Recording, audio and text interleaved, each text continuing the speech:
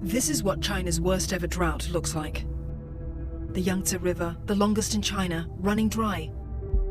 It sparked a shortage of hydropower.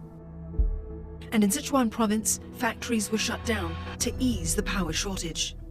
The direct impact will be on the supply chain because currently, because we know the Chinese supply chain is quite complicated. When one part of China was affected by the heat wave, by the power shortage, so it's going to affect the entire supply chain. We might also potentially see the impact on the consumption as well, because when the weather is so extreme, it's so hot, people don't want to go out, people don't want to go for shopping, go for all the services spending.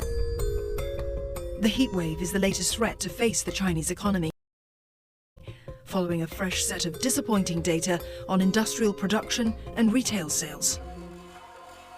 Data that showed the continuing impact of COVID-19 lockdowns on both businesses and consumers.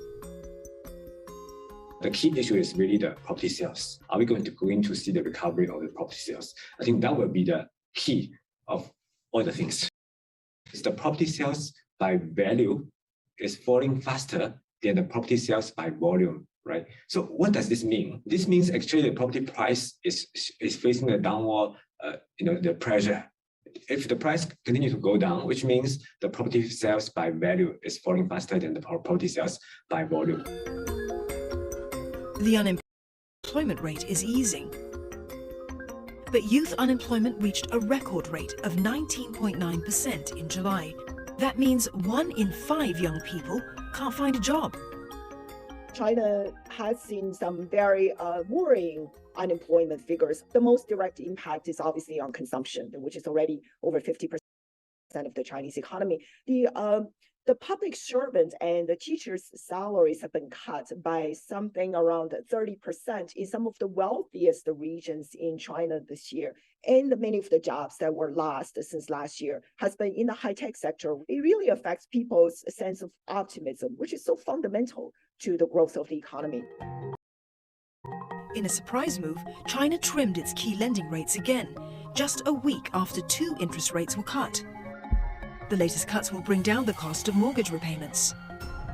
The short-term risk is really about the government's speed and scale of its stimulus in order to arrest the economy from further falling. We think the risks for China really remains in understimulating the economy at the moment. We're talking about hard landing of the U.S. economy in 2022. Technically, the U.S. economy is already in a recession in 2022, and we simply cannot afford to have a hard landing in the world's second largest economy and the largest economy at the same time. And I think that'll be a major risk for the global economy. It's a signal that the government recognizes the problem and they are willing to take actions. So I think in the second half of the year, we probably will get more policy announcement to help the sector, to help the developers, particularly the relatively healthy ones, and hopefully they get better access to the credit market. By lowering the mortgage rate, they're going to reboot the sales of the property market, right? So which will help to stabilize the economy. It's not so easy to find another engine which can 100% replace the property market.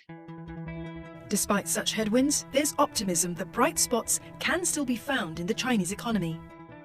So if you look at the data, right, the China's foreign direct investment, right, in the first 7 months of 2022, the overall utilized FDI increased by more than 17% year-on-year. So I think to net, in terms of the bright spots, I think the China's linkage with the world is still closer than what a lot of people think initially. The East Data West computing strategy, I think it's a major undertaking. So it's basically a national strategy that aims to move the rich data that have been accumulated in China's eastern region to the western region for data computing purposes. And at the same time, China has identified 8 super data computing centers to be constructed along China's western region. And so I think this is really a very smart move that can give China 2 really exciting economic growth drivers for the current decades. One is China's major push into the digital economy and AI developments, and the other is China's major push for renewable energy transition. China is trying to identify the next wave of a sustainable economic growth driver that will propel China for the coming decades.